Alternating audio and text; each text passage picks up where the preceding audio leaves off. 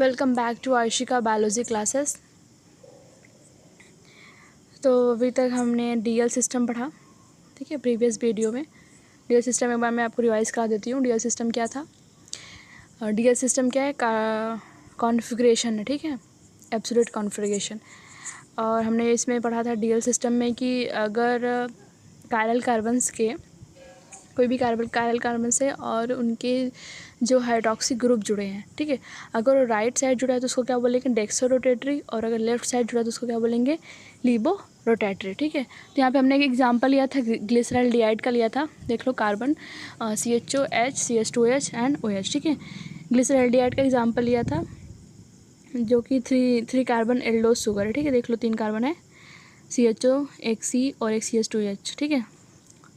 तो इसको हमने देखा था कि इधर देखो लेफ्ट साइड में OH है तो ग्लिसरॉल्डिहाइड हो गया, राइट में तो D, ठीक है। और इसको बोला गया कि ये non super imposable mirror image है और एक दूसरे के, ठीक है। क्योंकि देखो, इनको मिरर पे तुम सुपर इम्पोज करोगे, एक दूसरे के ऊपर रखोगे। सुपर इम्पोज मतलब कि कोई इमेज है उसके ऊपर जस्ट एज ए उसके ऊपर रखना। तो हम देखते हैं कि क्या क्या जो ग्रुप्स है वो सुपर इम्पोज कर रही हैं, तो वो सुपर इम्पोज नहीं करेंगे, क्योंकि जो इधर हाइड्रोक्सी ग्रुप लेफ्ट साइड में है और वही तुम दूसरी इमेज सुपर इम्पोज करेगी तो क्या हो जाएगी? राइट साइड में हो जाएगी। तो इन्हीं को हम क्या बोलते हैं? इनैंसियोमर बोलते हैं। जो डी और एल कॉन्फ़िगरेशन है ये आपस में क्या होते हैं? इनैंसियोमर होते हैं। इन दोनों कॉन्फ़िगरेशन को इनैंसियोमर बोलते हैं। यहाँ पे देखो दिया है, ठीक है। तो ये हमने कल प्रीवियस वीडियो में आपको पढ़ाया था, ठीक है। नेक्स्ट आ जाते हैं RS सिस्टम की बात करते हैं, ठीक है। RS सिस्टम क्या है? उससे पहले हम बता दें आपको कि जितनी भी अमाइनो एसिड्स होती हैं, जो भी अमाइनो एसिड्स प्रोटीन फॉर्मेशन करती हैं, प्रोटीन फॉर्मेशन के कौन करता है? राइबोसोम करता है। तो जो भी राइबोसोम प्रोटीन फॉर्मेशन करने के लिए जो जो अमीनो एसिड्स यूज़ करता है वो क्या होती हैं? वो सारी जो है एल कॉन्फ़िगरेशन शो करती है, ठीक है। कोई भी डी कॉन्फ़िगरेशन नहीं शो करती हैं, एल कॉन्फ़िगरेशन शो करती है, ठीक है। अब आते हैं हम RS सिस्टम के बारे में, ठीक है। RS सिस्टम क्या है?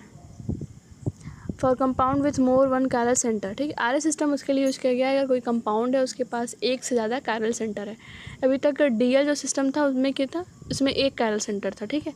लेकिन RS सिस्टम किसके लिए है? जिसके पास एक से ज़्यादा कायरल सेंटर हो, ठीक है। तो RS का R for stand for rectus and S stand for sinister, Latin word है, ठीक है। तो देखो, इसमें कहा गया है कि this approach uses priority rules, ठीक है। इसमें हम लोग उसमें तो बहुत सिंपल था, देख लिया, राइट साइड में लेफ्ट साइड में D बता दिया, L बता दिया। लेकिन इसमें हम थोड़ा सा रूल और स्टेप्स फॉलो करेंगे, ठीक है। तो इसमें प्रियोरिटी रूल होता है कि हम लोग प्रियोरिटी देखते हैं कि किसकी प्रियोरिटी ज़्यादा है, उसको नंबरिंग करेंगे, फिर उसका नॉमेनक्लेचर करेंगे, फिर उसको हम R और S डिनोट करेंगे। तो आ जाते हैं स्टेप्स पे। देखो, the higher the atomic number the higher the priorities. जिसका एटॉमिक नंबर जितना ज़्यादा होगा उसकी प्रियोरिटी भी उतना ज़्यादा होगी। That is atoms of higher atomic number bonded to chiral centre are above, rank above, ठीक है। अगर कोई एटम है और वो कायरल सेंटर से बॉन्डेड है और उसका एटॉमिक नंबर सबसे ज़्यादा है, उन चारों ग्रुप में उस एटम का एटॉमिक नंबर सबसे ज़्यादा है, तो उसको हम सबसे ऊपर रखेंगे, रैंक उसकी सबसे ऊपर रखेंगे, ठीक है। यहाँ पे कुछ प्रियोरिटीज़ ऑर्डर दी हुई है, जैसे कि सबसे ज़्यादा प्रियोरिटी किसकी होती है? नाइट्रोजन की, सॉरी अमाइन ग्रुप की। NH2 जो है, नाइट्रोजन जो है, नाइट्रोजन का एटॉमिक नंबर क्या है? 7 है। तो मतलब यहाँ पे सब कार्बन है, ये हाइड्रोजन है, तो सबसे ज़्यादा एटॉमिक नंबर हुआ, तो मतलब इसकी प्रियोरिटीज़ सबसे ज़्यादा हुई। फिर आता है कार्बन। अब सोचेंगे आप कि यहाँ पे भी कार्बन है, यहाँ भी कार्बन, यहाँ भी कार्बन, तो कैसे हम प्रियोरिटी करेंगे? तो देखो, अगर सेम एटम है, जैसे कार्बन कार्बन कार्बन, तो हम उसके नेक्स्ट एटम देखेंगे, जैसे ऑक्सीजन। तो ऑक्सीजन हाइड्रोजन से तो ज़्यादा है, ऑक्सीजन हाइड्रोजन से एटॉमिक नंबर उसका ज़्यादा है, तो इसलिए हमने COH को पहले रखा है। अब देखो, यहाँ पे CH2H है, यहाँ पे CH3 है, तो यहाँ पे कैसे करेंगे कि ये कैसे करें? तो CH2OH है, मतलब कि अब तुम C देख ली, सेम सेम, H भी देख ली, वो भी सिमिलर है।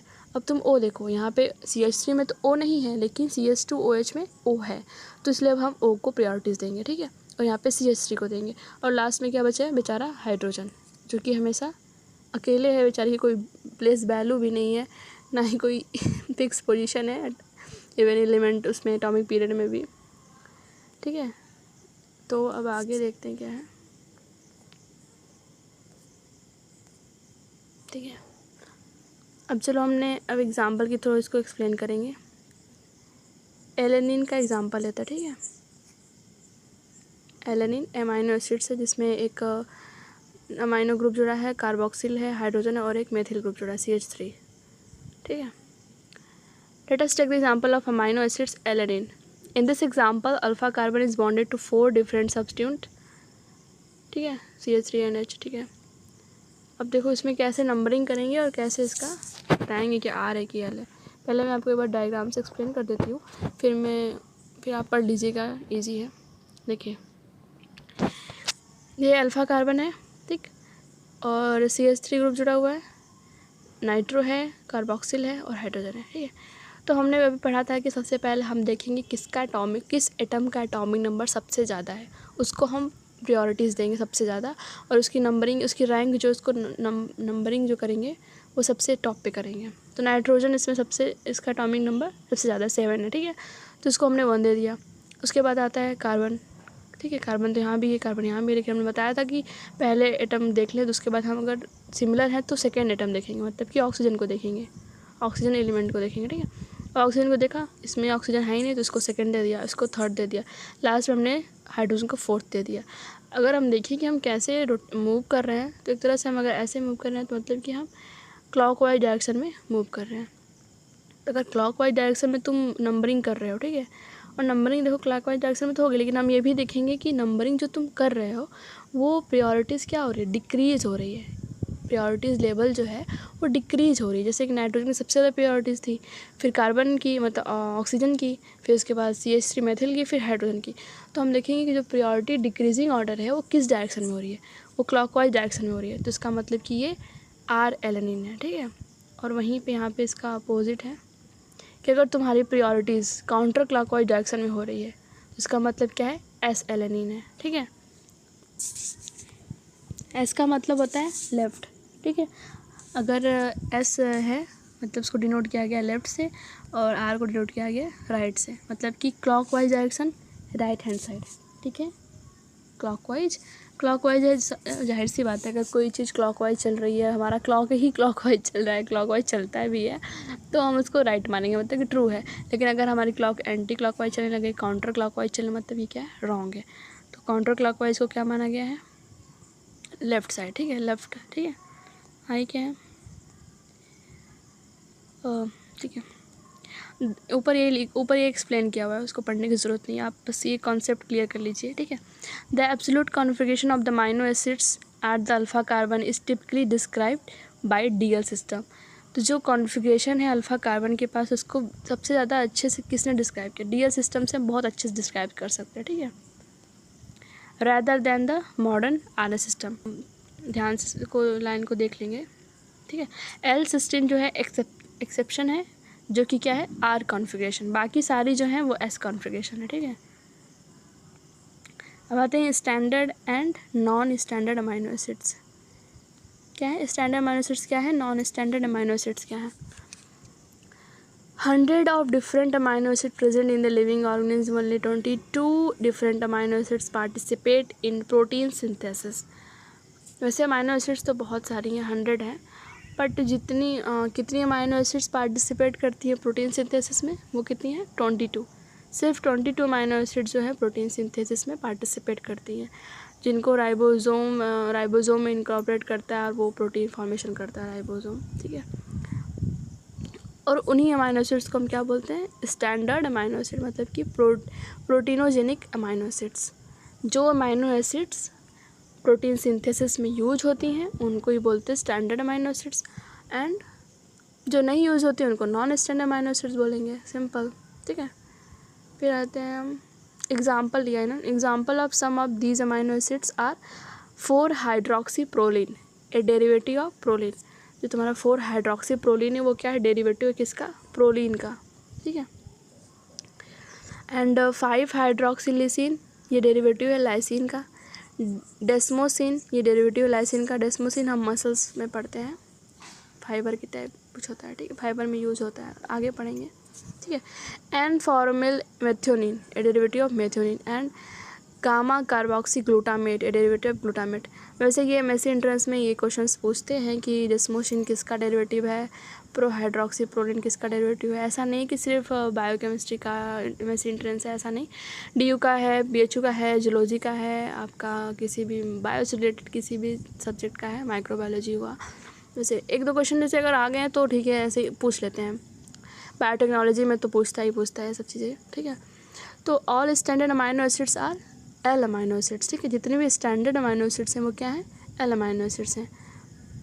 अब एक बार ये इस पॉइंट को नोट डाउन कर लीजिएगा। वैसे मैं कोशिश करूँगी कि मैं एक शॉर्ट नोट्स बनाऊँ, मेन इंपॉर्टेंट टॉपिक्स उठा के मैं आपको टेलीग्राम पे शेयर करूँगी। अभी मैंने इसके लिए टेलीग्राम चैनल नहीं बनाया, बट मैं जल्दी उसको बनाऊँगी, ठीक है।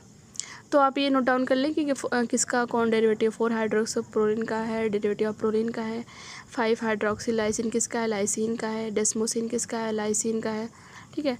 एंड फॉर्मल मेथ्योनिन किसका है। सब इजी है कि मेथ्योनिन, देखो यहाँ पे मेथ्योनिन मतलब मेथ्योनिन का होगा, प्रोलिन मतलब प्रोलिन का होगा।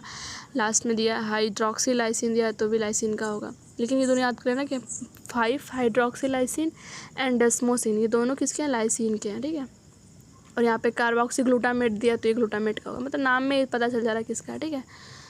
तो अब देखते हैं क्या है, ठीक है। These amino acids are specified by simple 3 letter codons. अब हम अमाइनो एसिड्स का नॉमेनक्लेचर पढ़ेंगे कि अमाइनो एसिड्स को कैसे नेमिंग करते हैं कि कौन अमाइनो एसिड है, ठीक है। तो जितनी भी स्टैंडर्ड अमाइनो एसिड्स होती हैं वो क्या होती है, एल कॉन्फिगरेशन शो करती हैं, और उनको हम एक 3 सिंपल लेटर से क्या करते हैं, डिनोट करते हैं, ठीक है। और जो स्टैंडर्ड अमाइनो एसिड है उनको क्लासिफाइड किया गया उनके प्रॉपर्टीज से, साइड चेन के, जो भी मैंने बताया था कि जो आर ग्रुप साइड चेन है वो डिफरेंट होता है।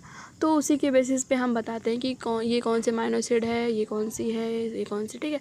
वो हम सिर्फ आर ग्रुप देख के बता देते हैं कि ये वाली अमाइनो एसिड है। जैसे कि हमने बताया था एलएनइन में, देखो आर ग्रुप क्या है, CH3 है। वहीं पे सबसे क्या सिंपलेस्ट फॉर्म किसका है, लाइसिन का ना। लाइसिन में क्या होता है, लाइसिन में भी CH3 की जगह हाइड्रोजन प्रेजेंट होता है, ठीक है। मैं गलत तो नहीं बता रही, सही बता रही हूँ, चलो ठीक है। और यहाँ पे इसने एक और चीज़ बताया कि इन पर्टिकुलर देयर पोलैरिटी और tendency to interact with water at physiological pH. Physiological pH वो पीएच है जहाँ पे हमारी बॉडी के एंजाइम्स वर्क करते हैं। 7 न्यूट्रल होता है, हमारी एंजाइम अगर प्रोटीन वगैरह ये सारी चीज़ें हैं वो वर्क करते हैं, वो फिजियोलॉजिकल पीएच उसको बोलते हैं, नियर pH 7, ठीक है। तो यहाँ ये एक पीएच है, यहाँ पे क्या होता है जब हमारी अमाइनो एसिड्स वाटर से रिएक्ट करती है। तो हमने पहले ही वीडियो में पढ़ा था जिट्रॉनिक आयंस कैसे वो क्या बोलते हैं, कैसे वो मतलब डिज़ोल्व होती है, कैसे वो आयन गेन करती है, positive ion and negative ion, ठीक है। The polarity of the side chain varies widely from, अच्छा पोलैरिटी कैसे चेंज होती है, साइड चेन की वजह से पोलैरिटी होती है, ठीक है।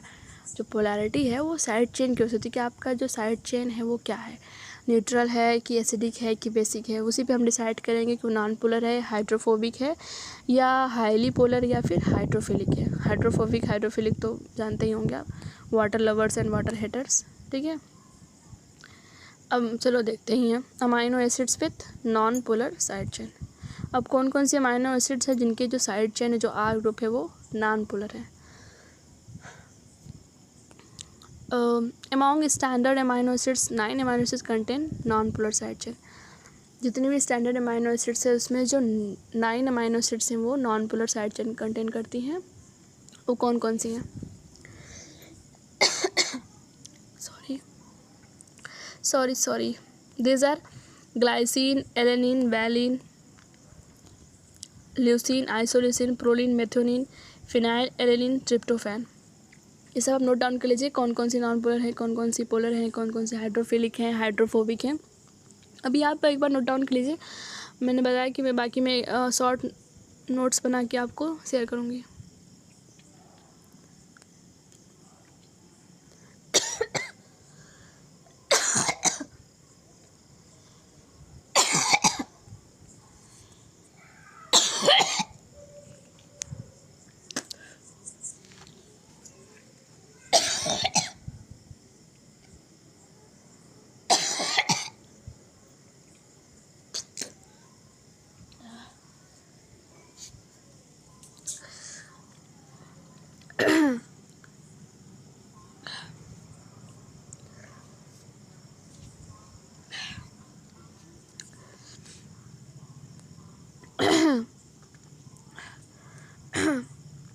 ठीक है। तो आ जाते हैं amino acids with non polar side chain. देखो जो स्टैंडर्ड अमाइनो एसिड है 22, उसमें से जो 9 अमाइनो एसिड्स हैं वो उनके पास क्या है, नॉन पोलर साइड चेन है, ठीक है। कौन कौन सी हैं वो आप लोग नोट डाउन कर लीजिए। Glycine, alanine, baleen, leucine, isoleucine, proline, methionine, फिनाइलिन and tryptophan. ये 9 एसिड्स जो हैं वो उनके पास जो साइड चेन है वो क्या है, नॉन पोलर है, ठीक है। Proline differ from other members in having its side chain bonded to both the nitrogen and the alpha carbon atoms. ये भी एग्जाम से पूछ लेता है अक्सर कि प्रोलिन के साइड चेन क्या है, प्रोलिन सबसे डिफरेंट क्यों है, अगर थोड़ा सा MSQ क्वेश्चन हुआ तो, ठीक है। तो प्रोलिन जो होता है वो क्या करता है, उसका जो चेन है, मतलब सॉरी उसका जो ग्रुप है, आर ग्रुप है, वो थोड़ा सबसे डिफरेंट है, क्योंकि उसका आर ग्रुप एक रिंग बनाता है जो कि अल्फ़ा कार्बन से लेके नाइट्रोजन तक बॉन्ड करता है, ठीक है। तो एक रिंग बना लेता है। और वैसे ही फिनाइल एलेनिन है और ट्रिप्टोफैन है, उनके पास जो है एरोमेटिक साइड चेन होता है, मतलब कि वो एक रिंग, बेंजीन रिंग बनाता है, ठीक है। कौन कौन, ट्रिप्टोफैन एंड फिनाइल एलेनिन। ये क्वेश्चन भी पूछता है एग्जाम में, BHU में, DU में एंड एम्स में, हर एग्ज़ाम में पूछता है, ठीक है। MSc के जितने भी एंट्रेंस एग्ज़ाम में होता है, बायोटेक्नोलॉजी का हुआ, किसी का भी हो, तो ये एग्ज़ाम में पूछता है आपके एंट्रेंस एग्ज़ाम में, किसी भी यूनिवर्सिटी का आप दे रहे हैं तो, ठीक है। तो फिनाइल एलिन एंड ट्रिप्टोफैन क्या बनाते हैं, एक रिंग बनाते हैं जो कि एरोमेटिक रिंग होता है, ठीक है। The side chain of phenyl alanine contain a phenyl ring whereas tryptophan has indole ring. तो जो फिनाइल एलेनिन है वो कौन सी रिंग कंटेन करता है, फिनाइल रिंग, मतलब कि तरह से बेंजीन। और एक जो ट्रिप्टोफैन है वो कौन सा करता है, इंडोल रिंग, ठीक है। नेक्स्ट पेज पे आ जाते हैं हम, सॉरी ये जो जितने भी थे सब क्या थे, इनके पास जो ग्रुप था वो क्या था, नॉन पोलर था, ठीक है। अब बात करते हैं हम पोलर साइड चेन की। 6 amino acid contain अनचार्ज polar side chain. 9 तो हमने पढ़ा था कि 9 जो है क्या करते हैं, नॉन पोलर होते हैं, लेकिन यहाँ पे 6 जो है वो क्या है, अनचार्ज्ड पोलर साइड चेन। कौन कौन से हो गया, serine, threonine, cysteine, asparagine, glutamine, tyrosine, ठीक है। 3 amino acid serine, threonine, tyrosine contain hydroxyl group. 3 amino acid जो हैं सेरीन, थ्रियोनिन, टायरोसिन, ठीक है। STT क्या करते हैं, हाइड्रोक्सिल ग्रुप बताया इनके साइड चेन में। सिस्टीन के पास क्या है, सल्फेड्रिल और थायल ग्रुप SH है। देखो सिस्टीन का तो बहुत इजी याद करने का, सिस्टीन मतलब इसमें S आ रहा है ना, सिस्टीन बोले तो S आ रहा है, तो इससे क्या होगा, SH ग्रुप जुड़ा होगा, ठीक है। सॉरी थोड़ा जुकाम हो गया मुझे। Amino acids with charged polar side chain, ठीक है। अब कौन कौन से अमाइनो एसिड है जिनके जो साइड चेन वो पोलर है, ठीक है, चार्ज्ड है। ये तो अभी अनचार्ज था, ये चार्ज्ड है। अनचार्ज मतलब कि न्यूट्रल होगा। ये सारे जो है ना, serine, threonine, cysteine, asparagine, glutamine, tyrosine, ये सब क्या है, न्यूट्रल अमाइनो एसिड्स हैं। ये सब पूछता है क्वेश्चन में कि एक एग्जाम आपको ये सारे ऑप्शन दे देगा, सेरीन दे देगा, बाकी आपको ये एरोमेटिक दे देगा, फिनाइल, टायरोसिन, पूछ देगा कौन सा अनचार्ज पोलर साइड चेन, मतलब कि कौन सी न्यूट्रल अमाइनो एसिड है, तो आप